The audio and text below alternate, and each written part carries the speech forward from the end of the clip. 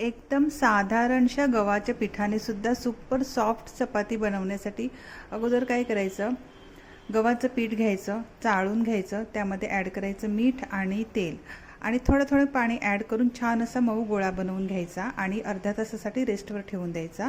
अर्ध्या तासानंतर 10 मिनिटापर्यंत छान असं मळून घ्यायचं आणि हे बघा असं लवचिक व्हायला पाहिजे पीठ। ओके, आणि आता काय करायचं, एक गोळा घ्यायचा आणि त्यावरती असं तेल लावायचं, थोडंसं लाटून, पुरी लाटून तेल लावायचं, पीठ भुरभुरायचं आणि असं फोल्ड करायचं आणि पुन्हा तेच प्रोसेस रिपीट करायचं, तेल लावायचं आणि पीठ भुरभुरायचं आणि नंतर मग छान अशी चपाती लाटून घ्यायची, जशी तुम्हाला येईल, स्क्वेअरमध्ये, ट्रायंगलमध्ये, राऊंड शेपमध्ये। ओके, आणि आता काय करायचं, तवा गरम करायचा आणि छान असं दोन्ही बाजूनी खरपूस भाजून घ्यायची, छान व्यवस्थित तेल तूप जे काय तुम्हाला बटर वगैरे लावायचं असेल ते लावून घ्यायचं आणि एकदम सुपर सॉफ्ट अशी चपाती तयार झालेली आहे।